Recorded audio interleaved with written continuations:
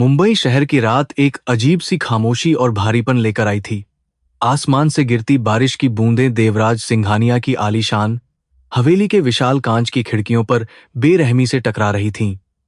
यह हवेली, जो कभी सिंघानिया परिवार के रुतबे और उनकी अथाह दौलत का जीता जागता प्रतीक मानी जाती थी, आज एक ठंडे और बेजान मकबरे जैसी लग रही थी। अरबपति देवराज अपनी महंगी चमड़े की कुर्सी पर बैठा हुआ बाहर के घने अंधेरे को घूर रहा था, लेकिन उसकी आंखों में बाहर के तूफान से कहीं ज्यादा भयंकर तूफान अंदर चल रहा था। इस भव्य महल की दीवारों पर लटकी बेशकीमती पेंटिंग्स और सोने से जड़े हुए शानदार झूमर भी देवराज के मन की गहराई में छुपे हुए उस अजीब से खालीपन को भरने में पूरी तरह से नाकाम साबित हो रहे थे। उसकी जिंदगी में सफलता, शोहरत और पैसे की कोई कमी नहीं थी, फिर भी एक ऐसा भयानक सन्नाटा था जो उसे अंदर ही अंदर खोखला कर रहा था। यह सन्नाटा किसी और चीज का नहीं, बल्कि एक बच्चे की किलकारी का था, जिसके बिना सिंघानिया खानदान का यह विशाल साम्राज्य उसे अब पूरी तरह से निरर्थक और बेमानी लगने लगा था। अचानक कमरे का भारी और नक्काशीदार लकड़ी का दरवाजा खुला और उसकी दूसरी पत्नी अनन्या अंदर दाखिल हुई। उसके खूबसूरत चेहरे पर हमेशा रहने वाला वह घमंड और आत्मविश्वास आज आंसुओं की धार में पूरी तरह से बह चुका था। वह विश्व के सबसे बेहतरीन और महंगे रेशम से बनी साड़ी पहने हुए थी, लेकिन उसकी हालत किसी हारी हुई और टूटी हुई औरत जैसी लग रही थी। उसके हाथों में अस्पताल की कुछ ताजा मेडिकल रिपोर्ट्स थीं, जिन्हें वह अपनी छाती से कसकर चिपकाए हुए थी, जैसे वह कोई आखिरी उम्मीद हो जो अब हमेशा के लिए टूट चुकी थी। अनन्या के कदम लड़खड़ा रहे थे और वह सीधे देवराज के पैरों के पास आकर फर्श पर बैठ गई। उसने रोते हुए वे सारी रिपोर्ट्स देवराज की गोद में फेंक दी और दर्द से भरी आवाज में चीखते हुए कहा कि डॉक्टरों ने फिर से जवाब दे दिया है। आईवीएफ का यह 5वां महंगा प्रयास भी पूरी तरह से असफल हो गया था और उसके गर्भ में कोई भी बच्चा नहीं ठहर पाया था। उसकी सिसकियां पूरे कमरे में गूंजने लगीं, जो इस विशाल और निर्दयी घर की दीवारों से टकराकर एक भयानक और दर्दनाक प्रतिध्वनि पैदा कर रही थी। देवराज ने कांपते हुए हाथों से उन रिपोर्ट्स को उठाया, जिनमें लिखे हुए मेडिकल शब्द उसके सीने में किसी तेज खंजर की तरह चुभ रहे थे। उसकी आंखें शून्य में घूर रही थीं और उसे अनन्या के रोने की आवाज बहुत दूर से आती हुई महसूस हो रही थी। उसे याद आने लगा कि कैसे उसने हमेशा अपने व्यापार और पैसों को रिश्तों से ज्यादा अहमियत दी थी। उसे लगने लगा था कि शायद दुनिया की कोई भी दौलत या चिकित्सा, विज्ञान की बड़ी से बड़ी तरक्की उसके भाग्य में लिखे इस बांझपन के शाप को नहीं मिटा सकती। उसी पल देवराज के दिमाग में 6 साल पुरानी वह खौफनाक रात किसी डरावनी फिल्म की तरह चलने लगी, जिसे वह हमेशा के लिए भूल जाना चाहता था। वह रात जब उसने अपनी पहली पत्नी मीरा को इसी हवेली के मुख्य दरवाजे से बेइज्जत करके बाहर निकाल दिया था। मीरा, जो उसकी जिंदगी में एक ठंडी और मीठी हवा के झोंके की तरह आई थी, जिसने हमेशा उसे सच्चा प्यार किया था। लेकिन सिंघानिया परिवार के स्वार्थी और लालची बुजुर्गों ने उस बेचारी को एक बांझ और सूखी जमीन का ताना देकर उसके आत्मसम्मान को पूरी तरह कुचल दिया था।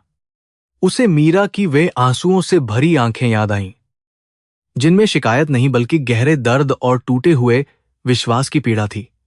जब देवराज की मां ने मीरा को घर की दहलीज से धक्का दिया था, तब देवराज एक कायर इंसान की तरह चुपचाप तमाशा देखता रहा था। उसने अपनी झूठी शान और परिवार के दबाव में आकर उस औरत का साथ छोड़ दिया, जिसने उसके लिए अपना सब कुछ न्यौछावर कर दिया था। मीरा ने बिना कुछ कहे अपना मामूली सामान उठाया और हमेशा के लिए उस घने अंधेरे में खो गई थी। आज नियति ने कैसा क्रूर और भयानक मजाक किया था उसके साथ। जिस बांझपन का झूठा इल्जाम लगाकर उसने एक पवित्र और बेदाग औरत की जिंदगी को बर्बाद कर दिया था, आज वही शाप बनकर उसकी दूसरी शादीशुदा जिंदगी पर मंडरा रहा था।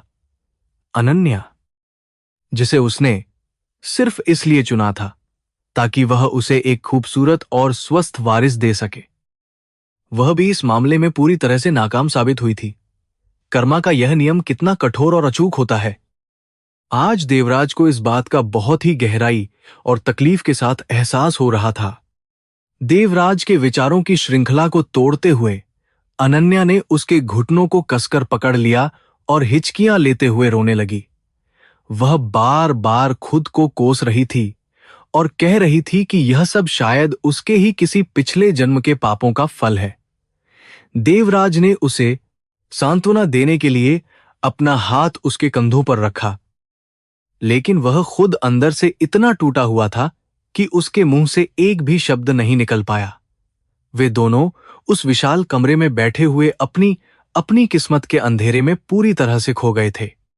अगले दिन सुबह सिंघानिया परिवार के सभी बुजुर्गों ने हवेली के मुख्य हॉल में एक बहुत ही गंभीर और तनावपूर्ण बैठक बुलाई। देवराज की मां का चेहरा गुस्से और निराशा से तमतमा रहा था। उन्होंने बहुत ही कठोर शब्दों में कहा कि एक वारिस के बिना यह अरबों की संपत्ति और इतना बड़ा व्यापारिक साम्राज्य पूरी तरह से अनाथ और बेमानी हो जाएगा। उन्होंने देवराज को चेतावनी दी कि समाज में उनकी इज्जत और नाम मिट्टी में मिल जाएगा अगर उनके खानदान का चिराग इस तरह से हमेशा के लिए बुझ गया। अनन्या कोने में बैठी चुपचाप सब सुन रही थी। वह जानती थी कि इस परिवार में एक औरत की कीमत सिर्फ उसके बच्चे पैदा करने की क्षमता से ही आंकी जाती है। उसने अपने आंसुओं को पोंछा और एक गहरी सांस लेते हुए अपनी सास की तरफ देखा। उसने हिम्मत जुटाकर कहा कि उसने मेडिकल विज्ञान का हर संभव रास्ता आजमा लिया है, लेकिन अब सब व्यर्थ हो चुका है। इसलिए उसने अब एक ऐसा फैसला लिया है जो शायद इस परिवार की आखिरी और सबसे बड़ी उम्मीद साबित हो सकता है। अनन्या ने अपनी सास को उस प्राचीन और बहुत ही पवित्र मंदिर के बारे में बताया, जिसका जिक्र उसने अपनी एक पुरानी सहेली से सुना था। यह श्री त्र्यंबकेश्वर भगवान का वह सिद्ध मंदिर था जो पहाड़ों की बहुत ऊंचाई पर और शहर की भीड़-भाड़ से मीलों दूर स्थित था। उसने बताया कि वहां जाकर अगर पूरी श्रद्धा और विश्वास के साथ संतान गोपाल की विशेष पूजा की जाए तो भगवान कभी भी अपने भक्तों को खाली हाथ नहीं लौटाते। उसने इस धार्मिक यात्रा को अपनी आखिरी मंजिल और जीवन का सबसे बड़ा सहारा मान लिया था। देवराज, जो अब तक खामोश बैठा हुआ था, अचानक इस अंधविश्वास भरी बात को सुनकर भड़क उठा। उसने हमेशा से तार्किकता और व्यापार के आंकड़ों पर ही भरोसा किया था। उसने ऊंचे स्वर में कहा कि जो काम दुनिया के सबसे बेहतरीन डॉक्टर और करोड़ों रुपए खर्च करके नहीं हो पाया, वह एक पुरानी मूर्ति के सामने हाथ जोड़ने से कैसे हो जाएगा। वह अपनी नाकामी को इस तरह के धार्मिक कर्मकांडों के पीछे छिपाने के सख्त खिलाफ था और उसने इस मूर्खतापूर्ण यात्रा पर जाने से साफ साफ और सख्ती से इनकार कर दिया। लेकिन देवराज की मां ने तुरंत उसके शब्दों को बीच में ही काट दिया। उनकी आंखों में एक अजीब सा डर और अंधविश्वास साफ झलक रहा था। उन्होंने कहा कि यह विज्ञान और पैसे का नहीं, बल्कि आस्था और भगवान के चमत्कार का मामला है। उन्होंने देवराज को याद दिलाया कि कैसे उनके पूर्वजों ने हमेशा विपत्ति के समय उसी मंदिर में जाकर मन्नतें मांगी थीं और वे हमेशा पूरी हुई थीं। परिवार के अन्य बुजुर्गों ने भी एक स्वर में इस बात का समर्थन किया और देवराज पर मानसिक दबाव बनाना शुरू कर दिया। रात के सन्नाटे में देवराज अपने बिस्तर पर करवटें बदल रहा था, लेकिन नींद उसकी आंखों से कोसों दूर थी। उसकी मां के कठोर शब्द और अनन्या की वह बेबस हालत उसके दिमाग में बार बार गूंज रही थी। उसे अपनी अकूत संपत्ति और बैंक बैलेंस से पहली बार नफरत सी होने लगी थी। उसे लगने लगा था कि उसकी सारी दौलत एक छोटे दोंज रही थी से बच्चे की हंसी खरीदने में पूरी तरह से असमर्थ है। उसका अहंकार धीरे धीरे टूट रहा था और उसे अपनी सीमाओं का बहुत ही कड़वा और भयानक एहसास होने लगा था। तभी उसकी आंख लगी और उसे फिर से वही पुराना और भयानक सपना आने लगा। उसने देखा कि मीरा एक सुनसान और अंधेरे रास्ते पर अकेली चल रही है और उसके कपड़ों पर कीचड़ लगा हुआ है। देवराज उसे पीछे से आवाज दे रहा है, लेकिन वह मुड़कर नहीं देखती। अचानक मीरा एक गहरी खाई में गिर जाती है और देवराज चीखता हुआ अपनी जगह पर खड़ा रह जाता है। वह पसीने से तर बतर होकर अचानक नींद से जाग उठा। उसकी सांसें बहुत तेज चल रही थीं और उसका पूरा शरीर किसी अनजाने डर से बुरी तरह कांप रहा था। इस डरावने सपने ने देवराज के अंदर छिपे हुए उस डर और अपराधबोध को और भी ज्यादा गहरा कर दिया था। उसे लगने लगा कि शायद ये बांझपन कोई मेडिकल समस्या नहीं है, बल्कि यह उस मासूम औरत की आह और उसके आंसुओं का शाप है जिसे उसने बिना किसी कसूर के घर से निकाल दिया था। कर्मा का यह अदृश्य चक्र उसे चारों तरफ से जकड़ रहा था। अपनी इसी मानसिक घुटन और प्रायश्चित की भावना से बचने के लिए उसने आखिरकार अनन्या की उस धार्मिक यात्रा की जिद के सामने हार मान ली। अगले ही दिन से सिंघानिया हवेली में यात्रा की तैयारियां एक युद्ध स्तर पर और बहुत ही भव्य तरीके से शुरू हो गईं। अनन्या ने पूजा में चढ़ाने के लिए लाखों रुपए की कीमत वाले सोने और चांदी के बर्तन, शुद्ध रेशमी वस्त्र और बहुमूल्य आभूषण विशेष रूप से ऑर्डर किए। उसका यह दृढ़ विश्वास था कि भगवान भी शायद उनके इस बेशुमार चढ़ावे और अमीरियत को देखकर प्रसन्न हो जाएंगे। वह अभी भी अपनी उसी पुरानी मानसिकता में जी रही थी, जहां दुनिया की हर चीज को सिर्फ पैसे और रुतबे से खरीदा जा सकता है। देवराज इन सब दिखावटी तैयारियों को दूर से बहुत ही खामोशी से देख रहा था। उसके मन में एक अजीब सी बेचैनी थी और वह खुद को इन सब से बहुत अलग थलग महसूस कर रहा था। उसे समझ नहीं आ रहा था कि वह इस यात्रा से क्या उम्मीद कर रहा है। क्या वह एक वारिस की चाहत में वहां जा रहा था, या फिर अपने मन के उस भारी बोझ और अपराधबोध को कम करने के लिए? ये सवाल उसके दिमाग में एक ऐसा जाल बुन रहे थे जिसमें वह खुद को बुरी तरह से उलझा हुआ पा रहा था। यात्रा का दिन आखिरकार आ ही गया। मुंबई का आसमान उस दिन बहुत ही साफ और नीला था, जो एक नई शुरुआत का संकेत दे रहा था। देवराज और अनन्या अपनी शानदार और सुरक्षित बुलेट प्रूफ गाड़ी में बैठ गए। उनके साथ नौकरों और सुरक्षा कर्मियों का एक पूरा काफिला भी चल रहा था, जैसे कोई राजा अपनी प्रजा के साथ किसी महत्वपूर्ण अभियान पर निकल रहा हो।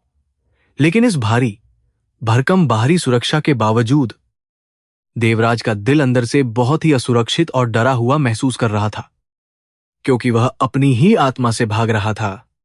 जैसे जैसे उनकी गाड़ी शहर की चौड़ी सड़कों से निकलकर पहाड़ों की घुमावदार और संकरी पगडंडियों की तरफ बढ़ने लगी। देवराज को एक अजीब सी ठंडक का एहसास हुआ। बाहर का प्राकृतिक नजारा बहुत ही खूबसूरत और मनमोहक था। ऊंचे ऊंचे हरे पेड़, गहरी खाइयां और दूर तक फैला हुआ खुला आसमान उसे अपनी विशालता का एहसास करा रहे थे। इस प्राकृतिक शांति ने कुछ पल के लिए उसके मन के उस भयानक तूफान को शांत कर दिया, लेकिन उसकी आंखों में अभी भी एक गहरी और अनसुलझी उदासी साफ तौर पर देखी जा सकती थी। रास्ते में अनन्या लगातार अपने फोन पर पुजारियों से संपर्क में थी और पूजा की हर छोटी बड़ी चीज का बार बार जायजा ले रही थी। उसकी आंखों में एक नई चमक और पागलपन की हद तक पहुंच चुकी उम्मीद साफ दिखाई दे रही थी। वह इस पूजा को किसी बिजनेस डील की तरह देख रही थी, जिसे उसे हर कीमत पर सफल बनाना था। दूसरी तरफ देवराज अपनी आंखें बंद करके सीट पर सिर टिकाए हुए था और सोच रहा था कि क्या सच में इंसान अपने कर्मों की सजा से इस तरह के चढ़ावे देकर बच सकता है। कुछ घंटों की लंबी और थका देने वाली यात्रा के बाद पहाड़ की चोटी पर स्थित वह प्राचीन मंदिर दूर से दिखाई देने लगा।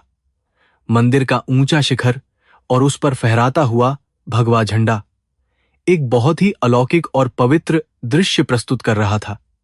वहां की हवा में एक अजीब सी शुद्धता और शांति थी, जो मुंबई के उस प्रदूषित और शोर शराबे वाले माहौल से बिल्कुल अलग थी।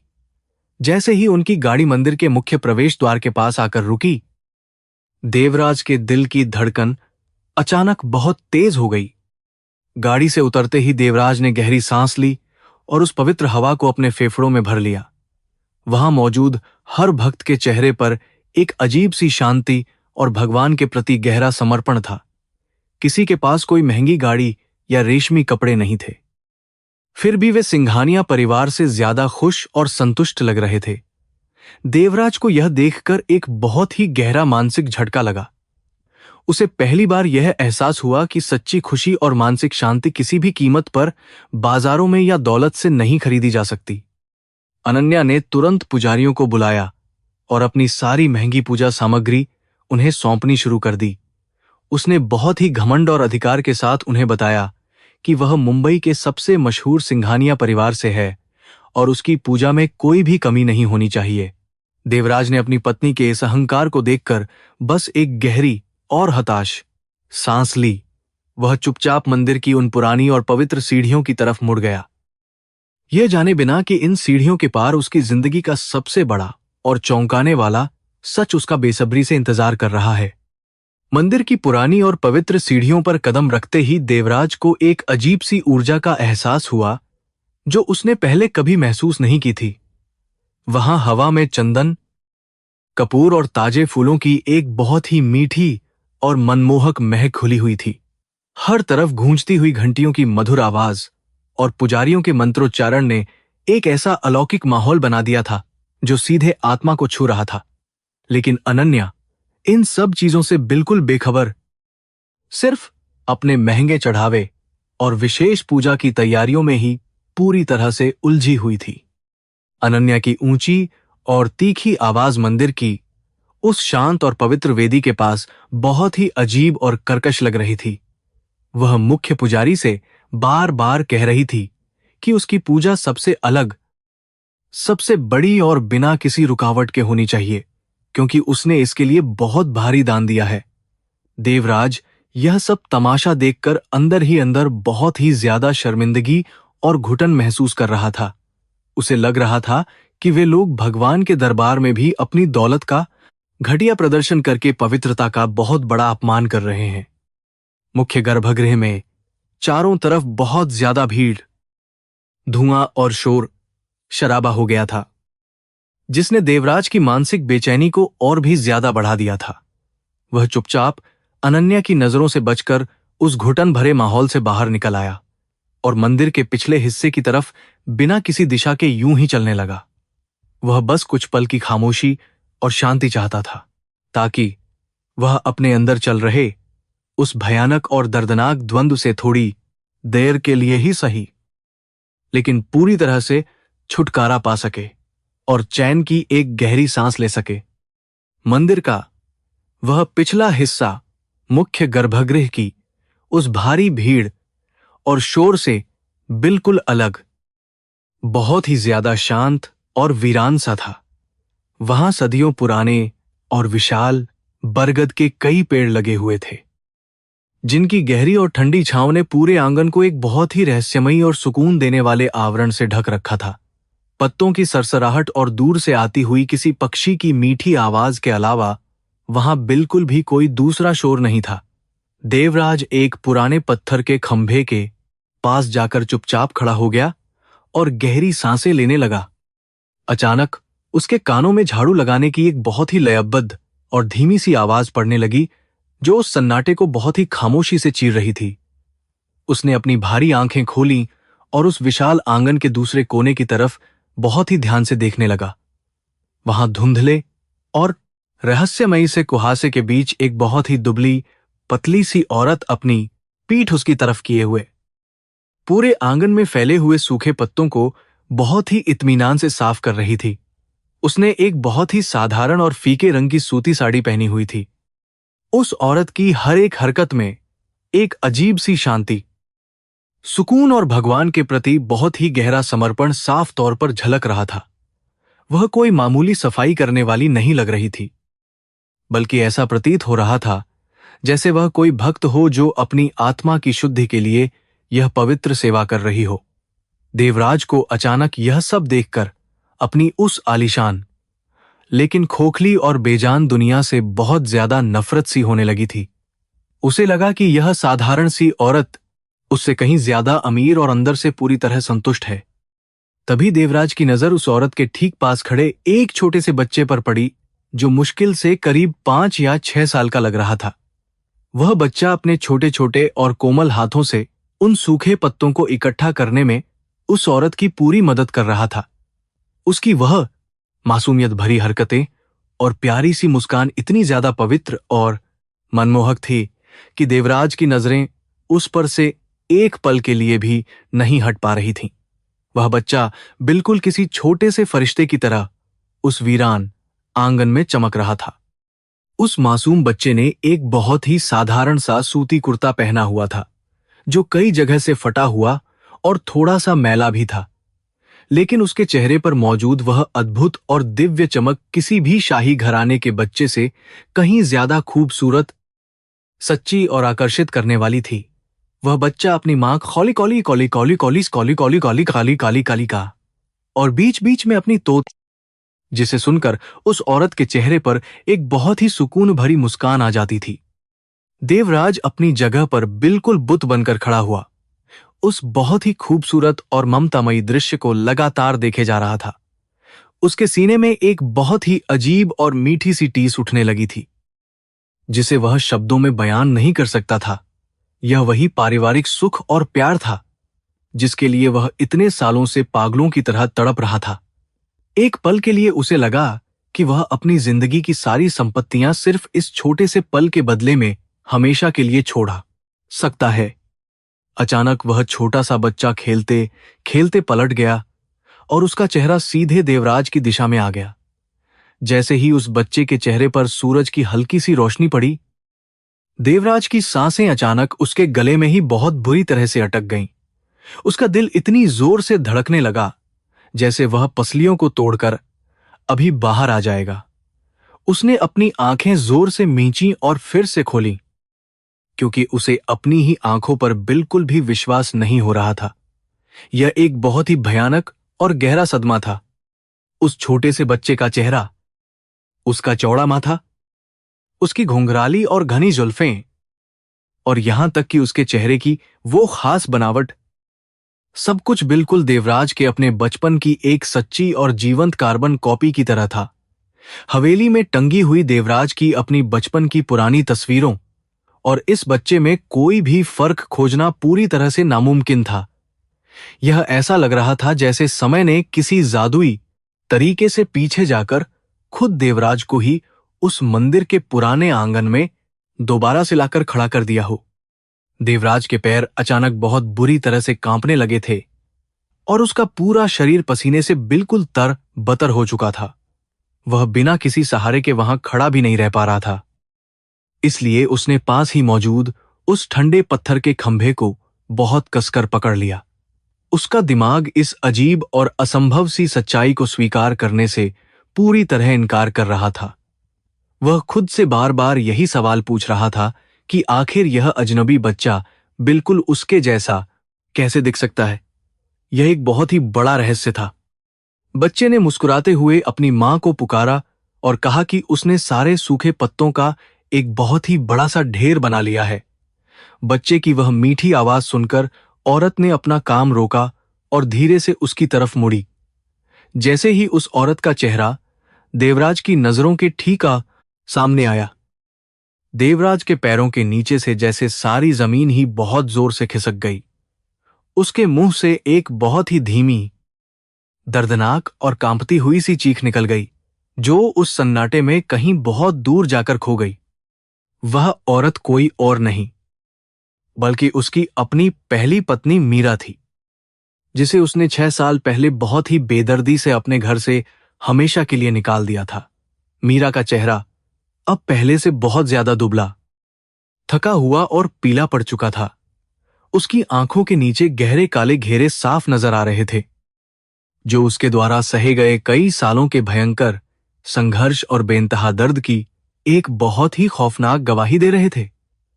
लेकिन इन सब के बावजूद उसके चेहरे पर आज भी वही पुरानी और दिव्य शांति पूरी तरह मौजूद थी। मीरा की वो बड़ी बड़ी, गहरी और ममतामयी आंखें आज भी बिल्कुल वैसी ही थीं, जो उस छोटे से बच्चे की आंखों में पूरी तरह से उतर आई थीं। अब देवराज को उस बच्चे की सच्चाई समझने में 1 सेकंड की भी देरी नहीं लगी। वह बच्चा, जो बिल्कुल देवराज की तरह दिखता था, लेकिन जिसकी आंखों में सिर्फ मीरा की मासूमियत थी, वह उन दोनों का अपना खून था। वह सिंघानिया खानदान का वह इकलौता और सच्चा वारिस था, जिसके लिए देवराज आज तक करोड़ों रुपए लुटाकर दर दर की ठोकरें खा रहा था। देवराज के दिमाग में 6 साल पुरानी वो भयानक रात बिजली की तरह बहुत जोर से कौंध गई। उसे याद आया कि जब मीरा घर से निकली थी तो वह बिल्कुल खाली हाथ और अकेली थी। किसी को भी, यहां तक कि खुद देवराज को भी इस बात की थोड़ी सी भी भनक नहीं थी कि वह अपने गर्भ में उसके खानदान का आखिरी चिराग लेकर जा रही है। उस रात देवराज ने सिर्फ अपनी पत्नी को ही नहीं, बल्कि अपने इकलौते बच्चे और अपने पूरे भविष्य को भी अंधेरे में बहुत ही निर्दयता से धकेल दिया था। पश्चाताप, शर्मिंदगी और एक बहुत ही गहरे अपराधबोध की एक भयानक लहर देवराज के पूरे शरीर में किसी तेज जहर की तरह तेजी से दौड़ गई। उसे अपनी उस अपार दौलत, उस विशाल हवेली और अपने उस झूठे रुतब्बे पर अब बहुत ही ज्यादा घिन आने लगी थी। उसने एक वारिस पाने की अपनी अंधी चाहत में उस औरत को ही घर से निकाल दिया था, जो पहले से ही उसके बच्चे की असली और सच्ची मां बनने वाली थी। कर्मा का यह भयानक और क्रूर खेल आज उसके सामने पूरी तरह से नंगा होकर खड़ा था। देवराज की आंखों से आंसुओं की एक बहुत ही भारी और कभी न रुकने वाली धारा बह निकली, जिसने उसके घमंडी चेहरे को पूरी तरह से भिगो दिया। वह रोना चाहता था, बहुत जोर से चीखना चाहता था और मीरा के पैरों में गिरकर उससे अपने उस भयानक गुनाह की माफी मांगना चाहता था, लेकिन उसके गले से कोई भी आवाज बाहर नहीं निकल पा रही थी। उसकी हालत उस अपराधी जैसी हो गई थी जिसे अपने किए गए भयानक पापों की सबसे खौफनाक सजा अपनी आंखों के सामने ही बहुत करीब से दिखाई दे रही हो। वहां दूर खड़ी मीरा ने देवराज को अभी तक बिल्कुल भी नहीं देखा था। वह अपने पुराने और फटे हुए आंचल से बहुत ही प्यार से अपने बेटे के माथे का पसीना पोंछ रही थी। उसके उस स्पर्श में दुनिया का सारा प्यार, सारी ममता और सारा सुकून पूरी तरह से छिपा हुआ था। वह बच्चा भी बहुत ही खुशी और शांति से अपनी मां के गले लग गया था। यह दृश्य इतना ज्यादा पवित्र और भावनात्मक था कि कोई भी कठोर से कठोर इंसान इसे देखकर अपने आंसू बिल्कुल भी नहीं रोक सकता था। देवराज ने बहुत ही हिम्मत जुटाकर एक कदम आगे की तरफ बढ़ाया, लेकिन उसके पैर बहुत ही भारी हो गए थे, जैसे उनमें कई मन का सीसा भर दिया गया हो। उसे लग रहा था कि वह इस पवित्र और देवी जैसी औरत का सामना कैसे करेगा, जिसने अकेले ही इतने भयानक कष्ट सहे हैं। वह जानता था कि उसने मीरा के साथ जो भी किया है वह कभी भी माफ करने लायक नहीं है। उसका वह झूठा गुरूर और पुरुषवादी अहंकार आज इस मंदिर की पुरानी और पवित्र धूल में पूरी तरह से मिल चुका था। अचानक वह छोटा बच्चा खेलते हुए मुड़ा और उसकी नजर सीधे खंभे के पास खड़े देवराज पर जाकर टिक गई। वह बच्चा कुछ पल के लिए बहुत ही हैरानी से उस अजनबी और सूट बूट पहने हुए अमीर आदमी को घूरने लगा, जिसकी आंखों से लगातार आंसू बह रहे थे। बच्चे को इस तरह से रुका हुआ देखकर मीरा भी थोड़ी सी हैरान हुई और उसने धीरे से अपना सिर उसी दिशा में घुमाया। अगले ही पल दोनों की नजरें एक दूसरे से बहुत ही सीधे और भयानक तरीके से टकरा गईं। समय जैसे पूरी तरह रुक गया। मीरा के हाथों से वह झाड़ू अचानक छूटकर जमीन पर गिर गई और एक बहुत ही हल्की सी आवाज पैदा हुई। उसके चेहरे का रंग एक ही पल में बिल्कुल सफेद हो गया था और उसकी आंखें बहुत ज्यादा चौड़ी हो गई थीं। 6 साल का वह लंबा और भयानक समय, वह सारा दुख, वह सारी बेइज्जती और वह सारी यातनाएं जो उसने अकेले सही थीं, वे सब एक ही पल में उसकी आंखों के सामने फिर से जिंदा हो गई थीं। वह भी अपनी जगह पर किसी पत्थर की मूर्ति की तरह पूरी तरह से जम गई थी। उन दोनों के बीच की वह दूरी बहुत ही कम थी, लेकिन ऐसा लग रहा था जैसे उनके बीच कई जन्मों का एक बहुत ही गहरा और कभी न खत्म होने वाला फासला पैदा हो गया हो। देवराज के होंठ बहुत ही बुरी तरह से कांप रहे थे और वह कुछ कहना चाहता था, लेकिन उसके मुंह से मीरा का नाम भी नहीं निकल पा रहा था। वह सिर्फ अपने हाथ जोड़कर और अपने आंसुओं के जरिए ही उस बेचारी और महान औरत से अपनी सारी गलतियों की बहुत ही गहरी माफी मांगने की कोशिश कर रहा था। मीरा ने तुरंत अपने आप को संभाला और एक बहुत ही मजबूत ढाल की तरह अपने बच्चे को अपने पीछे छुपा लिया।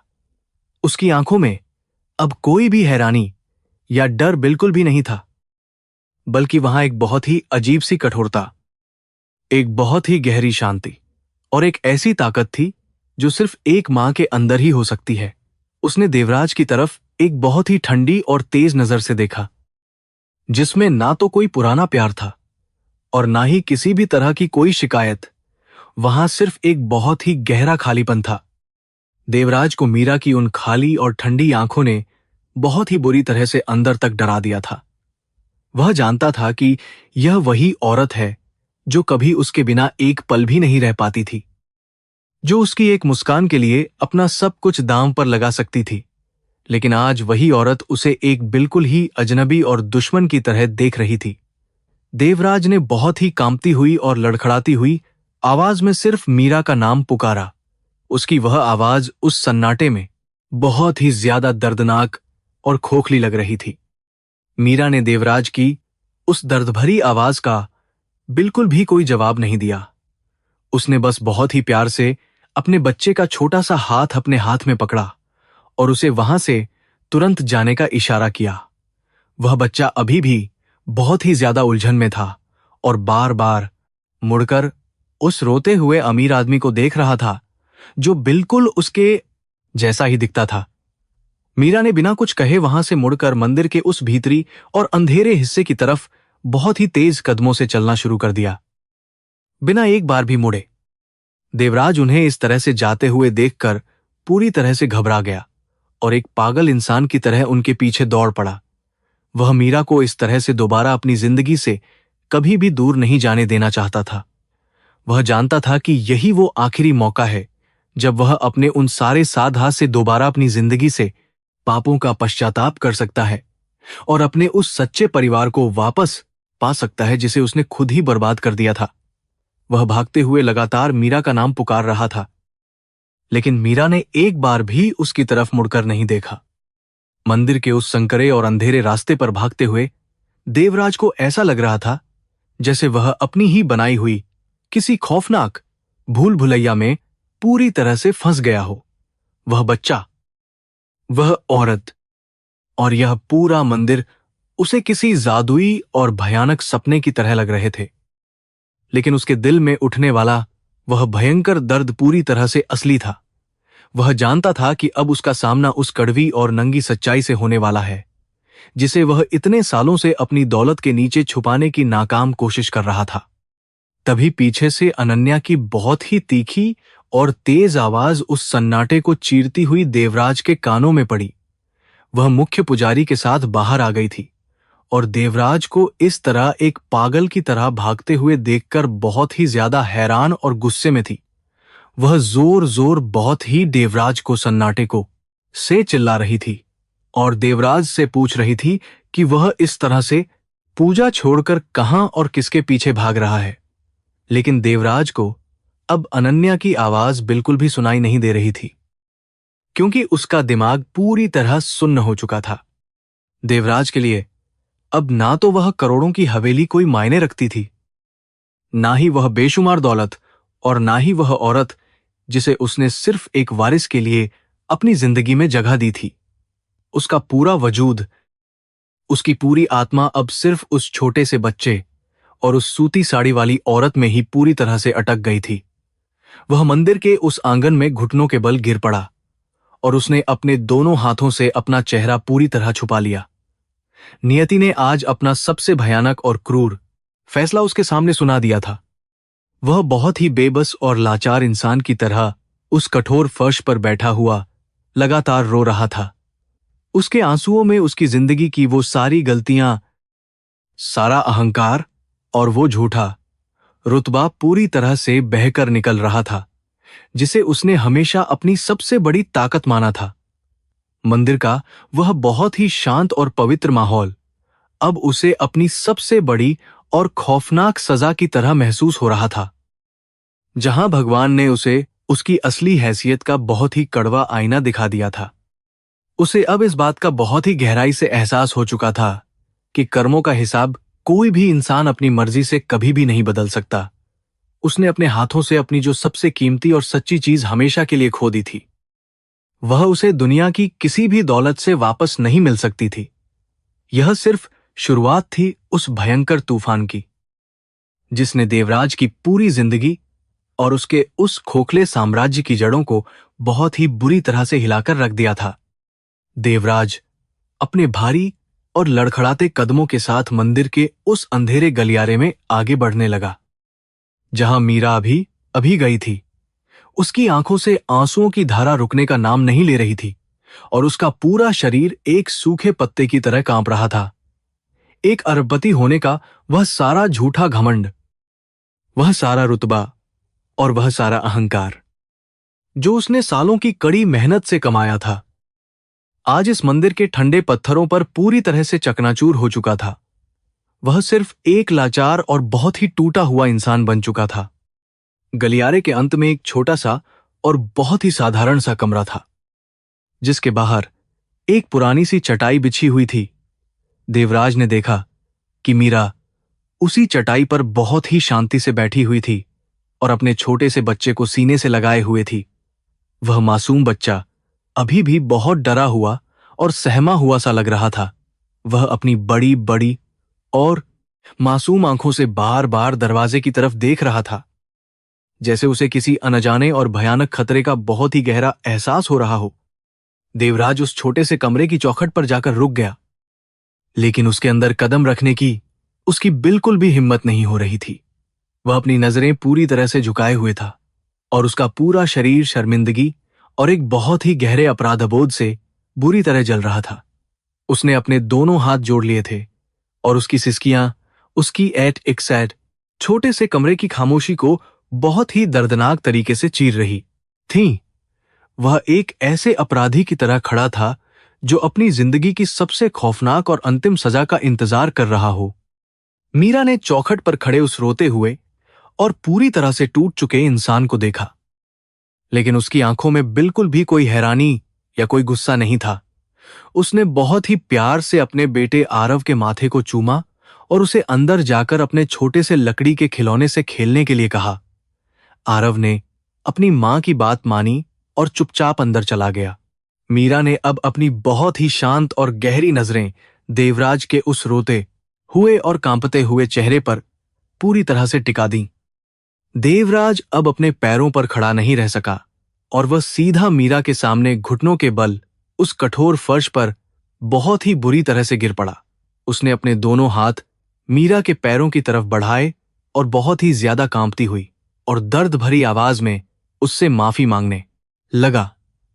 वह बार बार कह रहा था कि उसने बहुत बड़ा पाप किया है और वह हर भयानक से भयानक सजा भुगतने के लिए पूरी तरह से तैयार है, लेकिन वह इस तरह से उस मासूम बच्चे और मीरा को कभी भी नहीं खोना चाहता। मीरा ने बहुत ही शांति से अपने पैर पीछे हटा लिए और देवराज को खुद को छूने से पूरी तरह से रोक दिया। उसकी इस छोटी सी हरकत ने देवराज के दिल पर किसी बहुत ही तेज और जहरीले खंजर की तरह वार किया था। मीरा की आंखों में देवराज के लिए ना तो कोई पुराना प्यार बचा था और ना ही किसी भी तरह की कोई नफरत या शिकायत बाकी थी। वहां सिर्फ एक बहुत ही भयानक और गहरा खालीपन था, जो देवराज को किसी भी नफरत या गाली से कहीं ज्यादा दर्द दे रहा था। मीरा ने एक बहुत ही गहरी सांस ली और अपनी शांत लेकिन बहुत ही गंभीर आवाज में उस भयानक रात का जिक्र करना शुरू किया। उसने देवराज को याद दिलाया कि कैसे 6 साल पहले ठीक आधी रात को उसे एक बहुत ही गंदी और अछूत चीज की तरह उस आलीशान घर से बाहर फेंक दिया गया था। उसकी सास ने उसे पूरी दुनिया के सामने एक बांझ और मनहूस औरत कहकर बहुत बुरी तरह से जलील किया था और देवराज वहां सिर्फ एक बहुत ही कायर इंसान की तरह चुपचाप खड़ा सब तमाशा देखता रहा था। मीरा की आवाज में एक बहुत ही अजीब सी कशिश और दर्द था जब उसने बताया कि उस भयानक रात को उसके पास एक भी पैसा नहीं था। वह मुंबई की उन बहुत ही ठंडी और सुनसान सड़कों पर पूरी रात नंगे पैर भटकती रही थी। उसके पैरों से खून बह रहा था और उसका पूरा बहा धा रहा था। शरीर बहुत बुरी तरह से कांप रहा था। वह दुनिया की नजरों में एक बहुत ही गिरी हुई और कलंकित औरत बन चुकी थी, जिसका इस पूरी दुनिया में अपना कहने के लिए कोई भी इंसान या कोई भी ठिकाना नहीं बचा था। अगली सुबह भूख और बहुत ज्यादा थकान की वजह से मीरा एक सड़क के किनारे पूरी तरह से बेहोश होकर गिर पड़ी थी। जब उसे होश आया तो वह एक बहुत ही छोटे और मुफ्त वाले सरकारी अस्पताल में थी। वहीं पर एक डॉक्टर ने उसे वह बहुत ही चौंकाने वाली सच्चाई बताई थी, जिसे सुनकर मीरा की पूरी दुनिया ही बदल गई थी। वह बांझ नहीं थी, बल्कि वह अपने गर्भ में देवराज के उस बच्चे को पाल रही थी, जिसके लिए सिंघानिया परिवार हमेशा से पागलों की तरह बहुत ज्यादा तड़प रहा था। यह भयानक और कड़वा सच सुनते ही देवराज ने अपने सीने को बहुत ही जोर से पकड़ लिया, जैसे किसी ने सच में उसके दिल को चीर दिया हो। उसे अपनी मां के वे बहुत ही कड़वे और झूठे शब्द याद आ गए, जिनकी वजह से उसने अपनी जिंदगी की सबसे बड़ी और कभी ना माफ की जाने वाली गलती कर दी थी। वह बांझपन मीरा का नहीं, बल्कि उसके अपने खुद के परिवार की उस बहुत ही घटिया और जल्दबाजी वाली सोच का था, जिसने आज उसकी पूरी जिंदगी को पूरी तरह से तबाह करके रख दिया था। मीरा ने आगे बताया कि जब उसे अपनी इस गर्भावस्था का पता चला, तो एक पल के लिए उसने वापस उस आलीशान हवेली में जाने का विचार किया था, लेकिन फिर उसे सिंघानिया परिवार की वह बहुत ही ज्यादा लालची, स्वार्थी और क्रूर मानसिकता याद आ गई। वह बहुत अच्छी तरह से जानती थी कि अगर उन्हें इस बच्चे के बारे में पता चला, तो वे लोग इसे सिर्फ अपनी अपार दौलत का एक मोहरा बना लेंगे। वे लोग उस मासूम बच्चे के अंदर भी अपना वही भयानक अहंकार और लालच पूरी तरह से भर देंगे। अपने होने वाले बच्चे की पवित्र और बहुत ही कोमल आत्मा को उस भयानक और जहरीले माहौल से बचाने के लिए मीरा ने हमेशा के लिए उस शहर को छोड़ने का एक बहुत ही कठिन फैसला लिया था। उसने लगातार कई दिनों तक ट्रेनों में भीख मांगकर सफर किया था और लोगों की बहुत ही गंदी और चुभने वाली बातें सुनी थीं। उसने अपने जीवन में वह भयंकर और बहुत ही दर्दनाक गरीबी देखी थी, जिसके बारे में देवराज अपनी उस वातानुकूलित और बहुत ही महंगी हवेली में बैठकर कभी भी सपने में सोच तक नहीं सकता था। कई रातें ऐसी भी आई थीं जब मीरा के पास खाने के लिए एक बहुत ही छोटा सा टुकड़ा भी नहीं होता था। वह उस कड़कड़ाती ठंड में बस पानी पीकर और अपने पेट को बहुत कसकर बांधकर सो जाया करती थी। वह अपना सारा दर्द और अपनी सारी भूख सिर्फ इसलिए बर्दाश्त कर रही थी ताकि उसके गर्भ में पल रहा वह मासूम और बहुत ही प्यारा सा बच्चा किसी भी तरह से जिंदा रह सके। उसने अपने खून और अपने आंसुओं से उस छोटे से बच्चे को अपने अंदर बहुत ही ज्यादा प्यार से सींचा था। मीरा के मुंह से उसकी इस भयानक और रोंगटे खड़े कर देने वाली तकलीफ को सुनकर देवराज का दिल बहुत बुरी तरह से रोने लगा था। वह फर्श पर अपना सिर पटक पटक कर बहुत ही जोर से रो रहा था।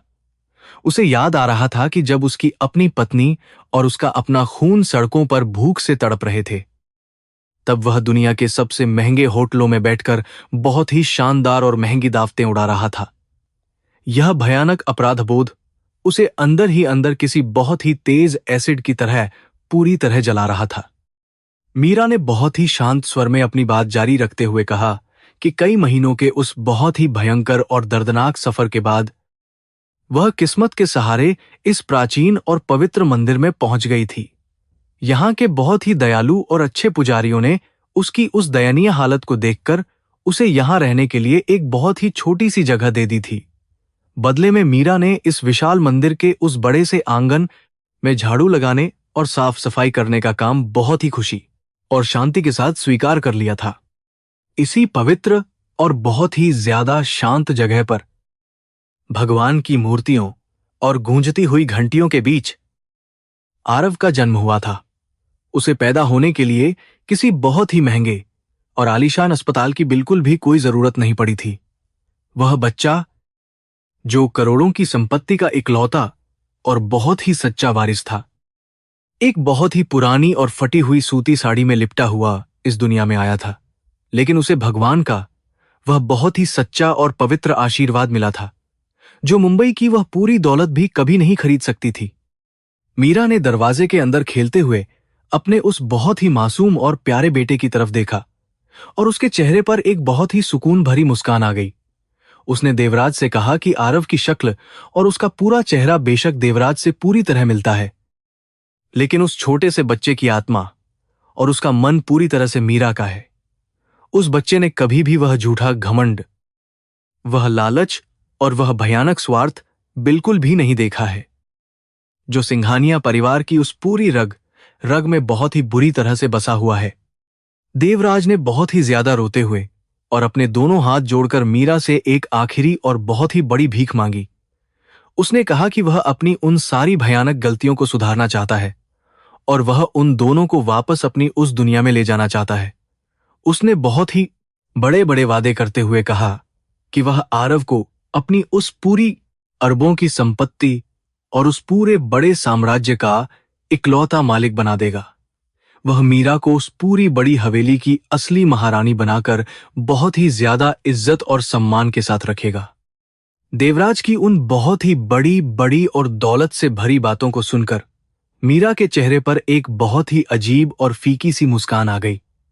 उसने बहुत ही शांत और स्पष्ट शब्दों में देवराज से कहा कि उसे अब उस झूठी दौलत, उस खोखले रुतबे और उस बहुत ही जहरीली दुनिया की बिल्कुल भी कोई जरूरत नहीं है।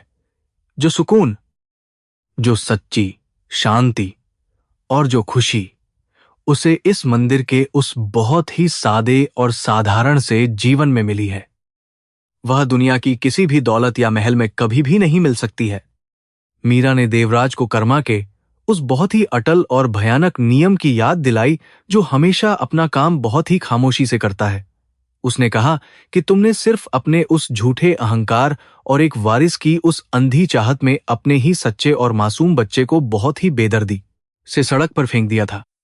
आज तुम्हारी वह सारी अपार दौलत और वह सारा बड़ा रुतबा मिलकर भी तुम्हें तुम्हारा वह सच्चा बच्चा वापस नहीं दिला सकता। यह भगवान का वह बहुत ही क्रूर और सच्चा इंसाफ है जिसे तुम कभी भी नहीं बदल सकते। यह सुनकर देवराज को अपनी उस पूरी जिंदगी का वह सबसे भयानक और कड़वा सच बहुत ही बुरी तरह से समझ में आ गया। उसने अनन्या के साथ मिलकर एक बच्चा पैदा करने के लिए विज्ञान और महंगी दवाइयों पर अपने करोड़ों रुपए बहुत ही बुरी तरह पानी की तरह बहा दिए थे, जबकि उसका अपना असली और सच्चा बेटा, उसका अपना खून, इस बहुत ही दूर और अनजान से मंदिर के फर्श पर झाड़ू लगा रहा था। नियति का यह बहुत ही खौफनाक और क्रूर मजाक उसे अंदर से पूरी तरह खोखला और बर्बाद कर रहा था। देवराज ने अपनी उस सारी बची खुची झूठी इज्जत और उस सारे अहंकार को पूरी तरह से किनारे रख दिया और वह घिसटता हुआ मीरा के पैरों की तरफ आगे बढ़ा। वह किसी बहुत ही छोटे और लाचार बच्चे की तरह फूट फूट कर रो रहा था और मीरा से बार बार सिर्फ एक ही बहुत बड़ी भीख मांग रहा था।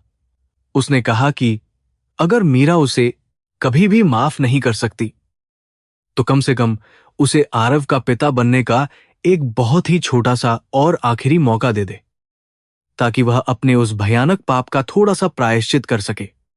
लेकिन मीरा ने बहुत ही सख्ती और बिना किसी हिचकिचाहट के अपने पैर एक बार फिर से बहुत तेजी से पीछे हटा लिए। उसने बहुत ही कड़क और स्पष्ट आवाज में कहा कि आरव सिर्फ और सिर्फ उसका बेटा है और वह भगवान के इस पवित्र दरबार की ही एक बहुत ही सच्ची और अमूल्य संपत्ति है। वह अपने बेटे के उस बहुत ही कोमल और पवित्र जीवन पर सिंघानिया खानदान के उस भयानक और झूठे नाम का एक छोटा सा भी काला साया कभी भी नहीं पड़ने देगी। उसका यह फैसला बहुत ही ज्यादा अटल और अंतिम था। मीरा के मुंह से निकले हुए वे बहुत ही कठोर और कभी ना बदलने वाले शब्द देवराज के उस टूटते हुए दिल पर किसी बहुत भारी हथौड़े की तरह जोर से लगे थे।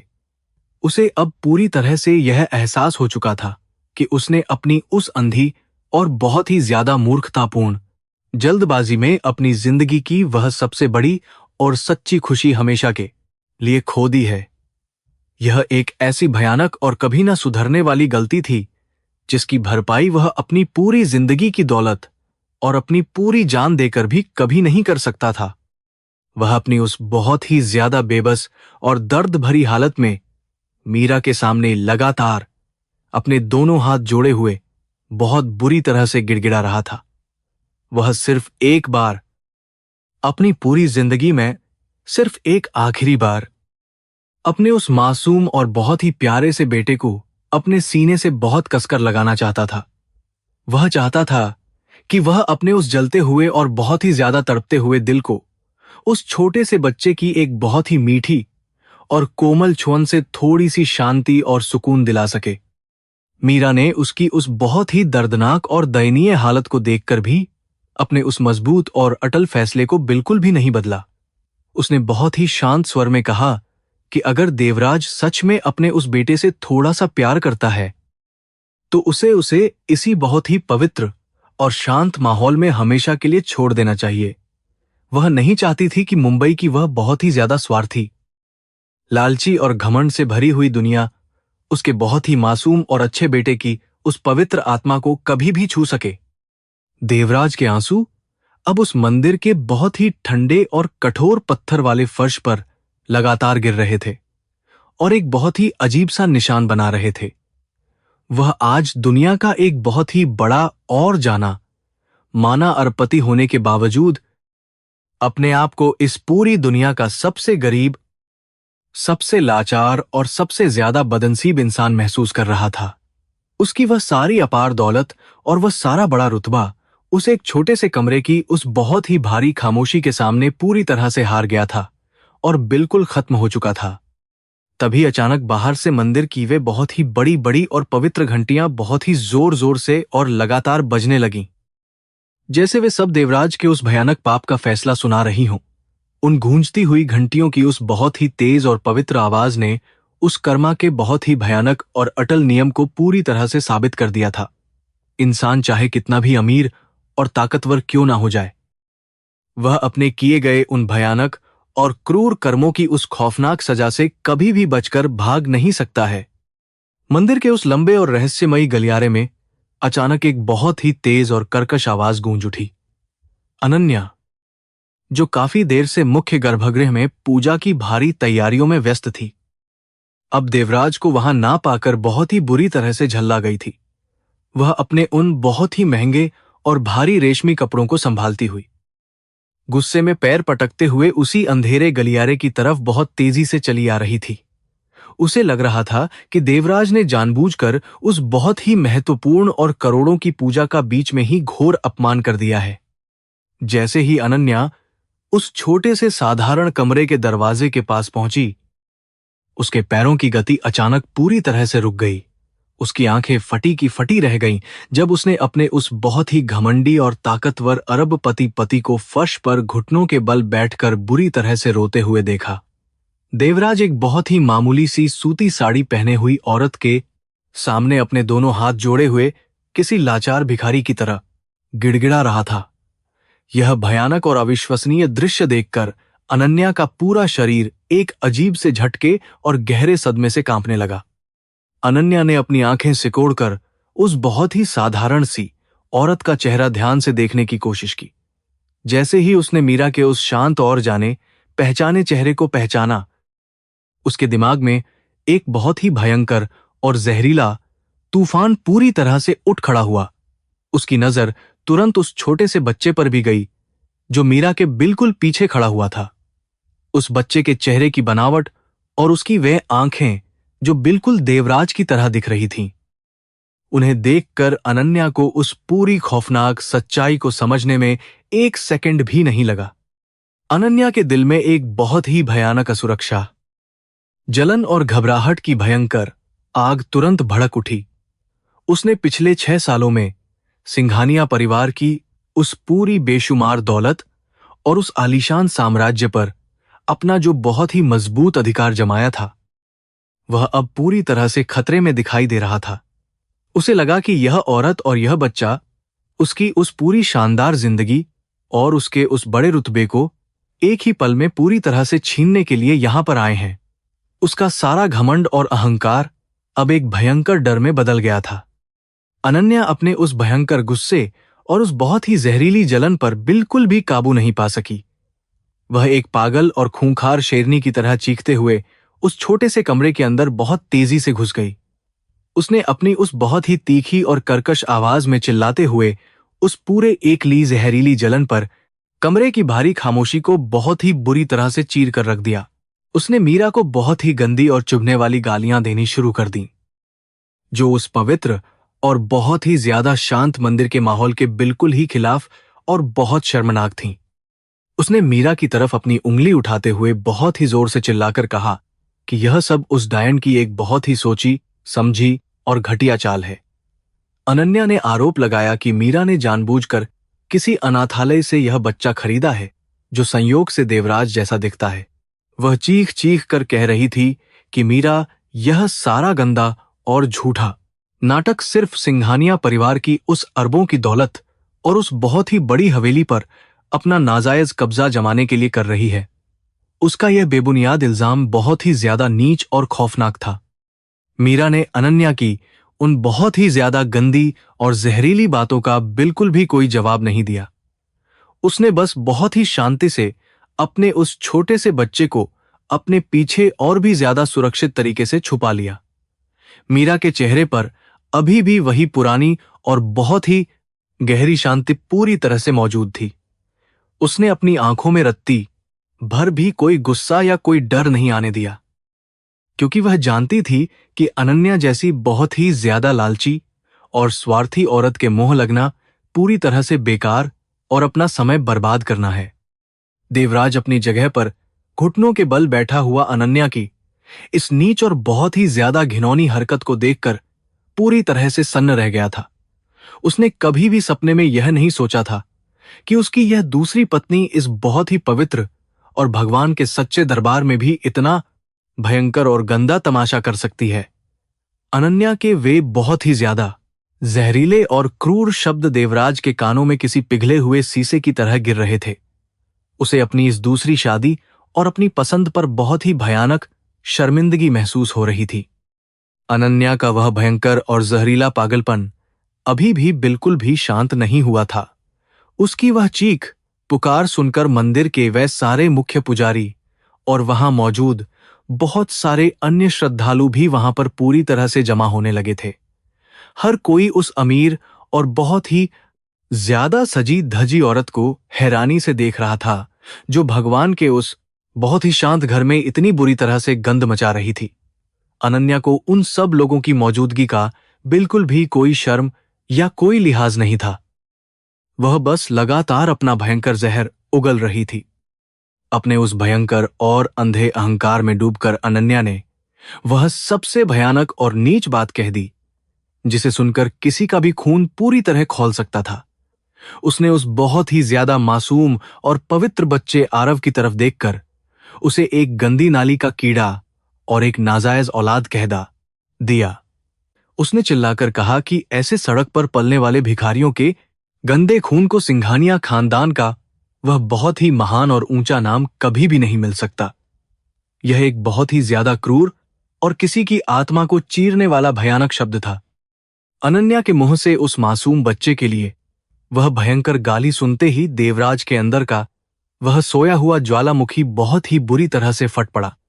उसका वह सारा दुख, वह सारा पश्चाताप और वह सारा गहरा अपराधबोध एक बहुत ही भयंकर और खौफनाक गुस्से में पूरी तरह से बदल गया था। वह फर्श से एक बहुत ही खूंखार और घायल शेर की तरह झटके से उठ खड़ा हुआ। उसने अपनी पूरी ताकत लगाकर इतनी जोर से दहाड़ लगाई कि उस छोटे से कमरे की वह सारी पुरानी दीवारें भी बहुत ही बुरी तरह से कांप उठीं। देवराज ने आगे बढ़कर बहुत ही ज्यादा गुस्से में अनन्या के उस महंगे रेशमी दुपट्टे को कसकर पकड़ लिया और उसे झकझोर कर रख दिया। उसकी आंखों से सचमुच बहुत ही भयंकर और लाल आग निकल रही थी, जिसे देखकर अनन्या का वह सारा झूठा घमंड एक ही पल में पूरी तरह से हवा हो गया। देवराज ने बहुत ही भयानक आवाज में चिल्लाकर उसे अपनी बकवास तुरंत बंद करने के लिए कहा। उसने कहा कि अगर उसने उस मासूम बच्चे के खिलाफ एक और भी गलत शब्द निकाला तो वह उसकी जीभ हमेशा के लिए पूरी तरह खींच लेगा। देवराज ने वहां मौजूद उन सारे पुजारियों और श्रद्धालुओं के सामने बहुत ही जोर से चिल्लाकर यह ऐलान कर दिया कि वह बच्चा कोई अनाथ या कोई नाजायज औलाद बिल्कुल भी नहीं है। उसने बहुत ही गर्व और अपनी छाती ठोककर कहा कि वह छोटा सा बच्चा देवराज सिंघानिया का अपना सगा और इकलौता खून है। वह सिंघानिया खानदान का वह इकलौता और सच्चा वारिस है, जिसे भगवान ने खुद अपने पवित्र हाथों से उसे आशीर्वाद के रूप में दिया है। यह सुनकर वहां खड़े सभी लोग बहुत ही बुरी तरह से चौंक गए और पूरी तरह सन्न रह गए। अनन्या देवराज का यह बहुत ही भयानक और खौफनाक रूप देखकर पूरी तरह से घबरा गई थी और वह बुरी तरह से कांपने लगी थी। उसने देवराज को हमेशा सिर्फ एक बहुत ही शांत और व्यापार में डूबा रहने वाला इंसान ही देखा था। आज वह जिस तरह से उस मामूली औरत और उस बच्चे के लिए अपनी पूरी दुनिया से लड़ने के लिए तैयार खड़ा था, वह अनन्या के लिए एक बहुत ही बड़ा और भयानक सदमा था। उसे अब पूरी तरह से यह एहसास हो गया था कि उसने अपनी वह सारी ताकत हमेशा के लिए खो दी है। देवराज ने बहुत ही नफरत और घृणा से भरी नजरों से अनन्या की तरफ देखा और उसे उसकी असली हैसियत याद दिला दी। उसने कहा कि तुम जैसी स्वार्थी औरत ने मुझसे सिर्फ मेरी उस अरबों की दौलत और मेरे उस बड़े नाम के लिए शादी की थी। तुम्हारे दिल में कभी भी मेरे लिए या मेरे परिवार के लिए रत्ती भर भी कोई सच्चा प्यार नहीं था। तुम सिर्फ एक बहुत ही लालची और झूठी औरत हो जो एक मासूम बच्चे को पैदा करने की पवित्रता को भी सिर्फ अपनी संपत्ति हथियाने का एक गंदा व्यापार समझती हो। उसे अब बहुत ही गहराई से यह महसूस हो रहा था कि अनन्या के साथ बिताए गए उसके वे सारे 6 साल पूरी तरह से एक झूठा और बहुत ही भयानक भ्रम थे। उस आलीशान हवेली में कोई भी सच्ची खुशी या कोई भी सुकून नहीं था।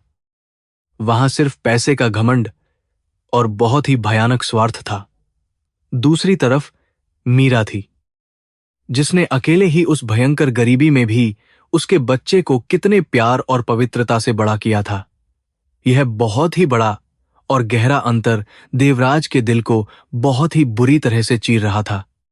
अपने उस भयंकर अपमान और हार को देखकर अनन्या पूरी तरह से पागल हो चुकी थी। उसने रोते हुए और बहुत ही जोर से चिल्लाते हुए देवराज को बर्बाद करने की बहुत ही भयानक धमकियां देनी शुरू कर दी। उसने कहा कि वह मुंबई वापस जाकर सारे मीडिया और अखबारों में इस पूरे नीच तमाशे की भयंकर खबर फैला देगी। वह सिंघानिया परिवार की उस पूरी बड़ी इज्जत को मिट्टी में मिला देगी और तलाक के बदले में उसकी उस पूरी संपत्ति का आधा हिस्सा हर हाल में छीन कर ही मानेगी। वह पूरी तरह से अंधी हो चुकी थी, लेकिन देवराज पर अब अनन्या की उन बहुत ही खोखली और झूठी धमकियों का बिल्कुल भी कोई असर नहीं हो रहा था। उसने बहुत ही ठंडी और शांत आवाज में कहा कि उसे अब अपने उस झूठे नाम, अपनी उस इज्जत या अपनी उस अरबों की दौलत की रत्ती भर भी कोई परवाह नहीं है। अनन्या चाहे तो उसकी वह सारी संपत्ति और सारा पैसा ले जा सकती है, लेकिन वह उस मासूम बच्चे और मीरा के पास वापस जाने के अपने उस अटल फैसले को अब किसी भी कीमत पर कभी भी नहीं बदलेगा। उसका मन बिल्कुल साफ था। वहां खड़े हुए मंदिर के उन मुख्य पुजारियों ने भी आगे बढ़कर अनन्या के इस बहुत ही नीच और गंदे व्यवहार की बहुत कड़ी निंदा की। उन्होंने बहुत ही शांत लेकिन सख्त आवाज में कहा कि भगवान के इस पवित्र दरबार में इस तरह का भयानक लालच, घमंड और किसी भी मासूम पर कीचड़ उछालना एक बहुत ही बड़ा और कभी ना माफ किया जाने वाला पाप है।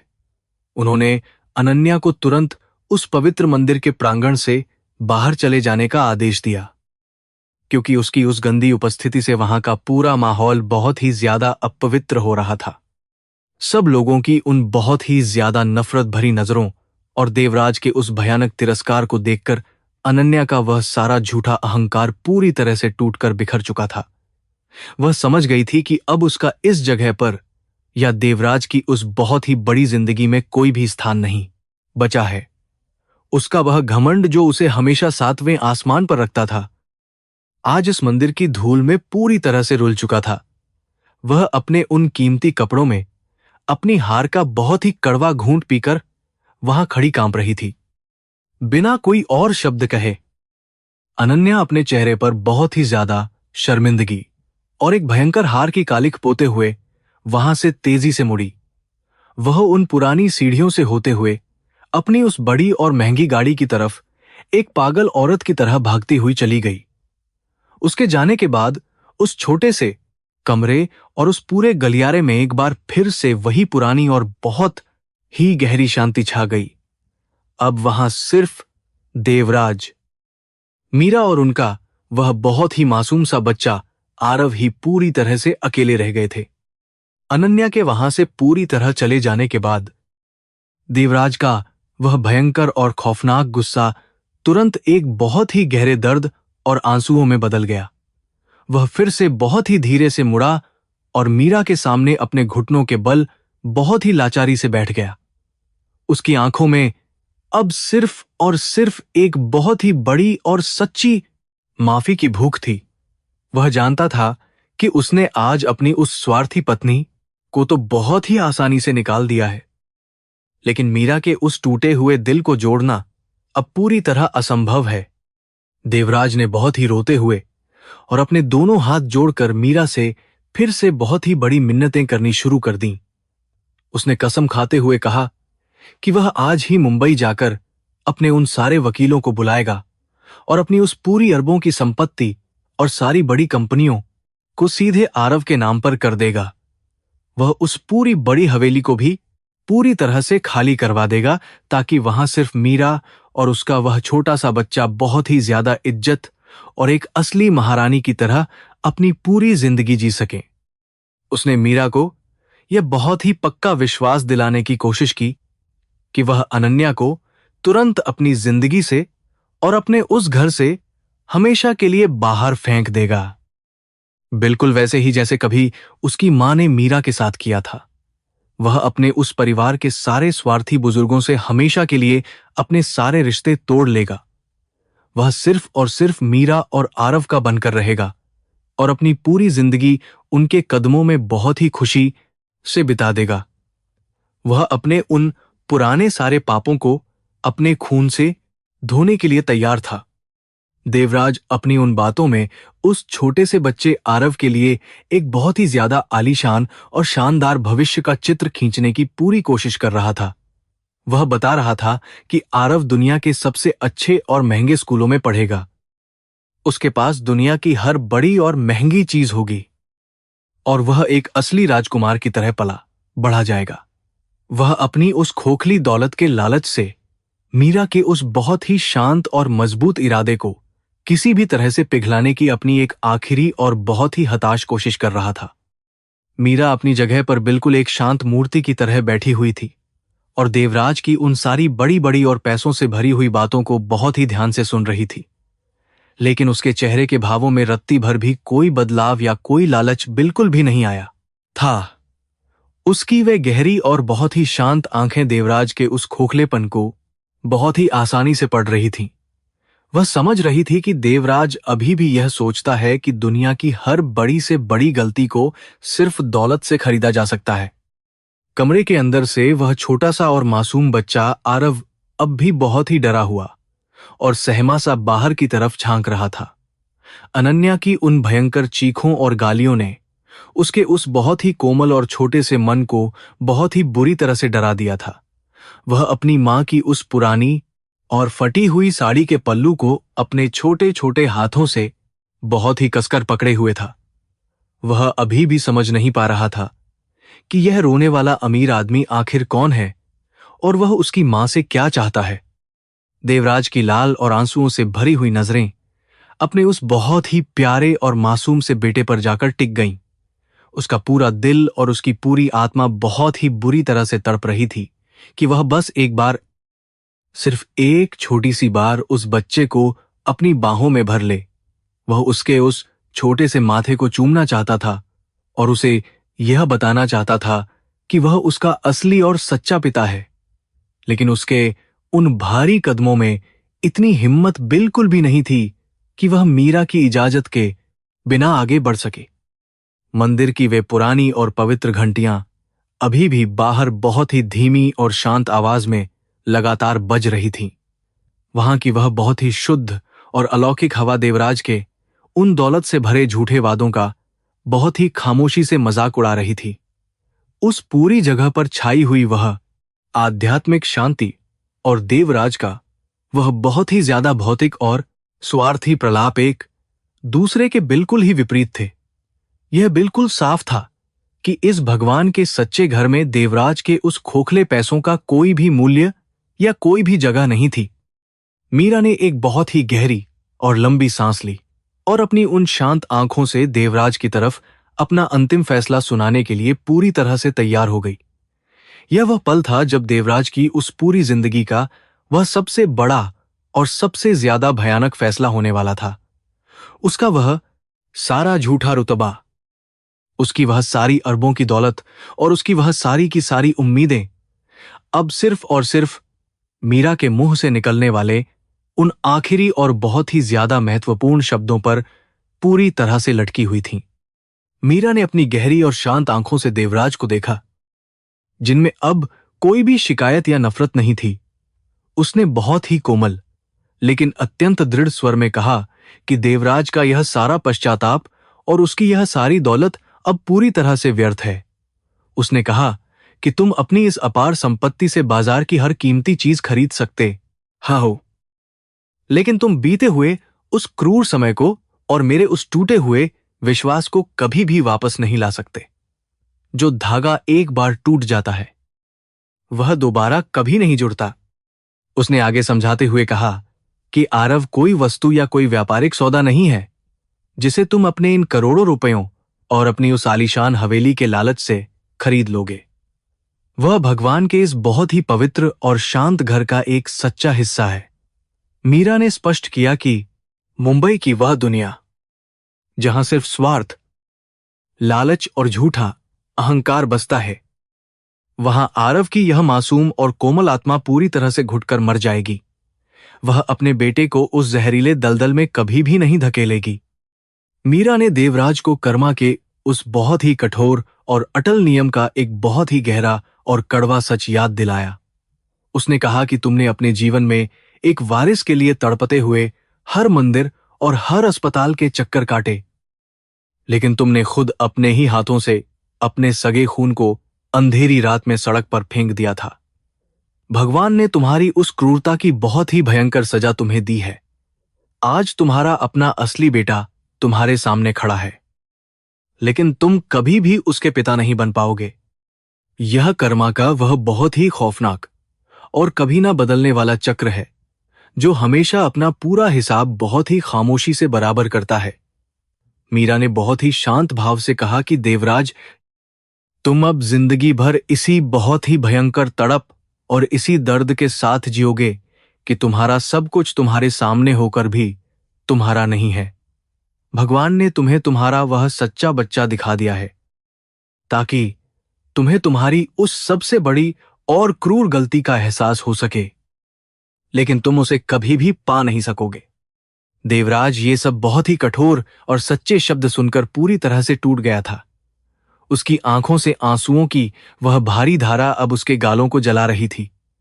वह अपने दोनों हाथों से अपना चेहरा छुपाकर एक छोटे बच्चे की तरह बहुत ही बुरी तरह से सुबक रहा था।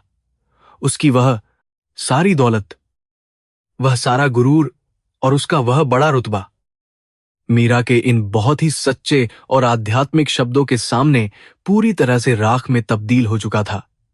उसे अपनी हार पूरी तरह से दिखाई दे रही थी। मीरा ने एक आखिरी बार देवराज की उस बहुत ही दयनीय और लाचार हालत की तरफ देखा। उसने बहुत ही धीमी आवाज में कहा कि मैंने तुम्हें अपने दिल से पूरी तरह माफ कर दिया है, क्योंकि मैं कोई भी बोझ या कोई भी नफरत अपने अंदर लेकर नहीं जीना चाहती। लेकिन मेरी इस माफी का यह मतलब बिल्कुल भी नहीं है कि मैं तुम्हारे उस स्वार्थी परिवार या तुम्हारी उस झूठी दुनिया में वापस लौट आऊंगी। मेरा और आरव का रास्ता अब तुम्हारे उस स्वार्थी परिवार रास्ते से हमेशा के लिए पूरी तरह अलग हो चुका है। इतना कहकर मीरा ने बहुत ही प्यार से अपने छोटे से बेटे आरव का हाथ अपने हाथ में पकड़ा। उसने आरव को अपनी गोद में उठाया और उसके गालों को बहुत ही ममता से चूमा। आरव ने भी अपनी उन छोटी छोटी और बहुत ही मासूम बाहों को अपनी मां के गले में डाल दिया।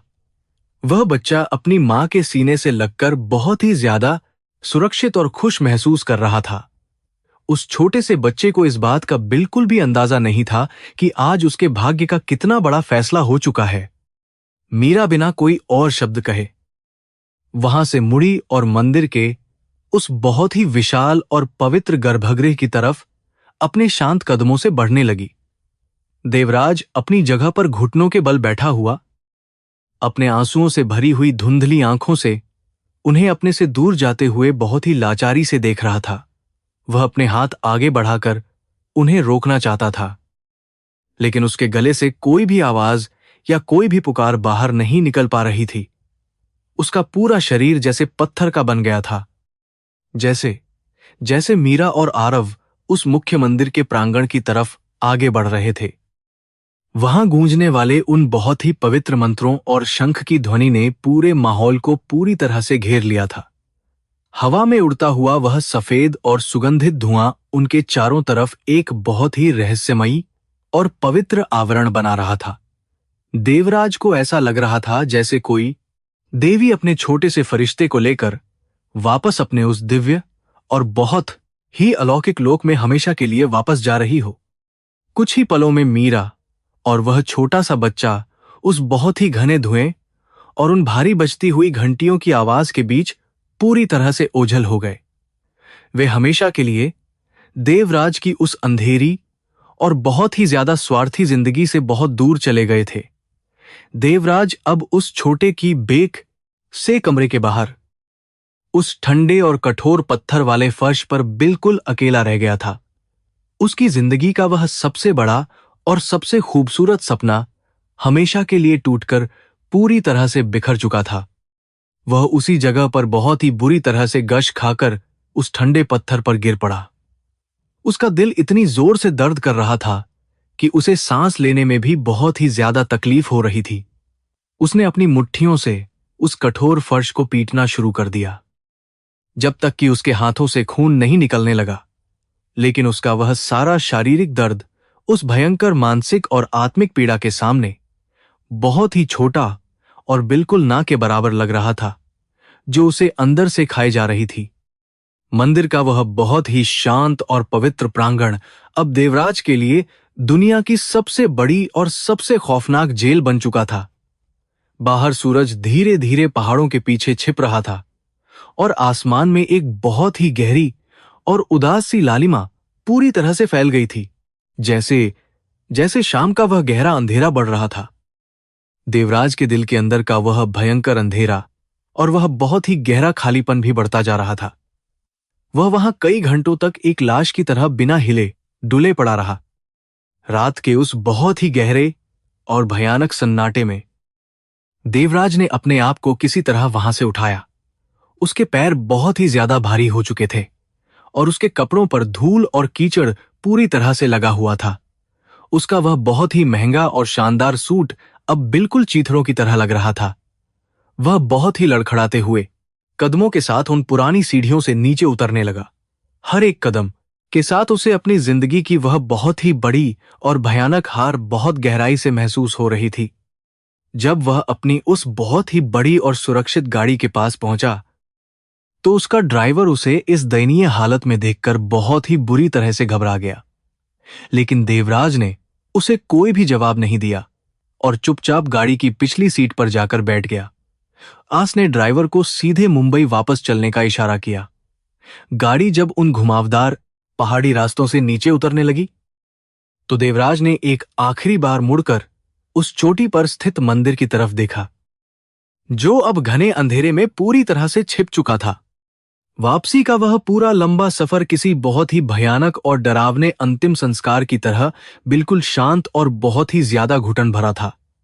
देवराज ने पूरे रास्ते एक भी शब्द नहीं कहा और वह अपनी आंखें बंद किए हुए सिर्फ उसी एक दृश्य को बार बार याद कर रहा था। उसे मीरा की वे बहुत ही ठंडी और शांत आंखें और आरव का वह बहुत ही मासूम सा चेहरा बार बार दिखाई दे रहा था। उसे अपनी दौलत की वह बहुत ही कड़वी और असली सच्चाई अब पूरी तरह से समझ में आ गई थी। अगली सुबह जब देवराज की गाड़ी मुंबई शहर की उस बहुत ही भारी भीड़ और शोर शराबे में दाखिल हुई, तो उसे सब कुछ बहुत ही अजीब और बेगाना सा लगने लगा। वह शहर जिस पर वह कभी राज करने का झूठा घमंड करता था, आज उसे सिर्फ एक कंक्रीट का बहुत ही भयानक और बेजान जंगल लग रहा था। वहां की बड़ी बड़ी और ऊंची इमारतें उसे उन बड़े और बहुत ही ठंडे मकबरों की तरह दिखाई दे रही थीं, जिनमें इंसान अपनी सच्ची खुशी और अपने सारे रिश्तों को हमेशा के लिए दफना देता है। जब वह अपनी उस आलीशान और अरबों की हवेली के मुख्य दरवाजे पर पहुंचा, तो वहां का माहौल भी बहुत ही ज्यादा तनावपूर्ण और अजीब सा था।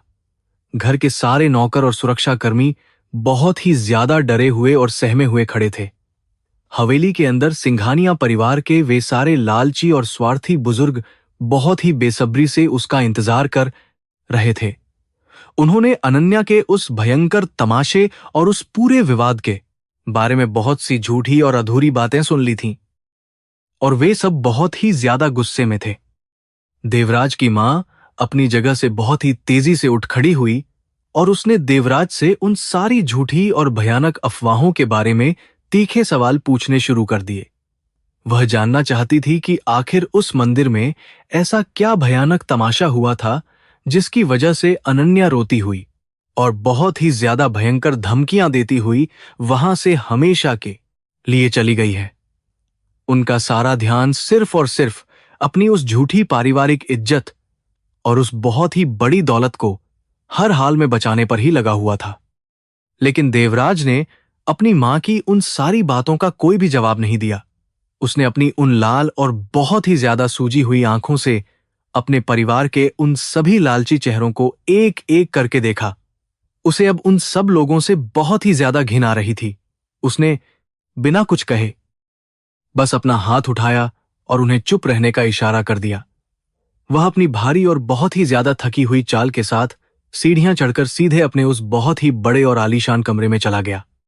कमरे के अंदर जाकर उसने उस बहुत ही भारी और नक्काशीदार लकड़ी के दरवाजे को अंदर से हमेशा के लिए बंद कर लिया। वह कमरा जो कभी उसके उस झूठे रुतबे और उसके उस बड़े व्यापारिक साम्राज्य का बहुत ही मुख्य केंद्र हुआ करता था, आज उसे एक बहुत ही बड़ी और भयानक कब्र की तरह महसूस हो रहा था। वहां रखी हुई हर एक बेशकीमती चीज और हर एक महंगी पेंटिंग अब उसे मुंह चिढ़ा रही थी। उसने अपने उस महंगे कोट को उतारकर बहुत ही नफरत से जमीन पर फेंक दिया। समय अपनी उस बहुत ही निर्दयी और कभी ना रुकने वाली गति से लगातार आगे बढ़ता रहा। दिन बहुत ही धीरे धीरे हफ्तों में और हफ्ते बहुत ही खामोशी से महीनों में बदल गए।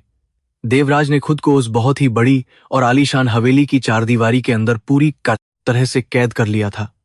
उसने अपने उस बड़े व्यापार और उन सारी करोड़ों की कंपनियों से अपना सारा ध्यान पूरी तरह से हटा लिया था। उसका वह सारा अरबों का बड़ा साम्राज्य अब दूसरों के हाथों में बहुत ही बेतरतीब तरीके से चल रहा था। उसने अनन्या के उन सारे तलाक के कागजातों पर बिना कुछ सोचे समझे और बिना कोई भी सवाल किए तुरंत अपने हस्ताक्षर कर दिए थे। उसने अपनी उस संपत्ति का एक बहुत ही बड़ा हिस्सा उसे दे दिया था, क्योंकि अब उसे उस खोखले पैसे से बिल्कुल भी कोई लगाव नहीं रह गया था। वह अपनी सारी रातें सिर्फ उस बहुत ही बड़ी कांच की खिड़की के पास बैठकर गुजार देता था, जहां से उसे मुंबई का वह पूरा आसमान और दूर चमकते हुए तारे बहुत ही साफ तरीके से दिखाई देते थे। वह अक्सर उन बहुत ही दूर चमकने वाले सितारों में अपने उस छोटे से बेटे आरव की वह बहुत ही मासूम और प्यारी सी मुस्कान खोजने की कोशिश करता था। उसे बार बार यही लगता था कि शायद उसका वह बेटा भी इसी समय उसी आसमान को देख रहा होगा। यह एक बहुत ही छोटी और झूठी सी उम्मीद थी, जो उसे हर दिन जिंदा रहने की एक बहुत ही कमजोर सी वजह दे रही थी। वह अपनी इस भयंकर और बहुत ही दर्दनाक सजा को रोज अपनी एक एक सांस के साथ काट रहा था। देवराज ने अपने कमरे में मौजूद अपनी मां की उन सभी महंगी और बहुत ही ज्यादा दिखावटी चीजों को पूरी तरह से हटा दिया था। उसने वहां सिर्फ उस छोटे से मंदिर की एक तस्वीर और अपने उस बहुत ही पुराने बचपन की एक छोटी सी तस्वीर लगा रखी थी, जो बिल्कुल आरव के जैसी ही दिखाई देती थी। वह रोज उन तस्वीरों के सामने बैठकर बहुत ही खामोशी से रोता था और भगवान से अपने उस भयंकर पाप की एक बहुत ही छोटी सी माफी मांगने की नाकाम कोशिश करता रहता था। उसे अब इस बात का बहुत ही गहराई और पूरी सच्चाई के साथ एहसास हो चुका था कि कर्मों का हिसाब कोई भी इंसान अपनी मर्जी से कभी भी नहीं बदल सकता। इंसान चाहे कितना भी अमीर, ताकतवर या रुतबे वाला क्यों ना हो जाए, वह भगवान के उस बहुत ही क्रूर और सच्चे इंसाफ से कभी भी बचकर भाग नहीं सकता है। उसने एक वारिस पाने के लिए अपनी जिंदगी की सबसे कीमती और सच्ची चीज को अपने ही हाथों से बहुत ही बेदर्दी से उस अंधेरी सड़क पर फेंक दिया था। आज वह भारत के सबसे बड़े और सबसे मशहूर अरबपतियों में से एक था, जिसके पास दौलत का एक बहुत ही बड़ा और कभी ना खत्म होने वाला समंदर था। लेकिन इसके बावजूद वह इस पूरी दुनिया का सबसे गरीब, सबसे ज्यादा अकेला और सबसे ज्यादा बदनसीब इंसान था। वह एक ऐसा अभागा पिता बन चुका था जिसके पास अपना खून, अपना वारिस और अपना सच्चा प्यार होने के बावजूद वह उसे कभी भी अपने सीने से लगाने का एक छोटा सा हक भी हासिल नहीं कर सकता था। यह उसकी असली नियति थी। दूर उस बहुत ही ऊंचे पहाड़ की चोटी पर, उस प्राचीन और बहुत ही पवित्र मंदिर में, वह छोटी सी और बहुत ही साधारण सूती साड़ी वाली औरत आज भी अपनी उसी गहरी शांति के साथ प्रांगण में झाड़ू लगा रही थी। उसके पास दौलत के नाम पर कुछ भी नहीं था, लेकिन वह दुनिया की सबसे अमीर और सबसे ज्यादा खुश औरत थी। उसका बेटा आरव अब बहुत ही खुशी से उन पवित्र घंटियों की आवाज के बीच दौड़ता हुआ खेल रहा था, जो कर्मा के उस सबसे खूबसूरत और सच्चे फल की गवाही दे रहा था।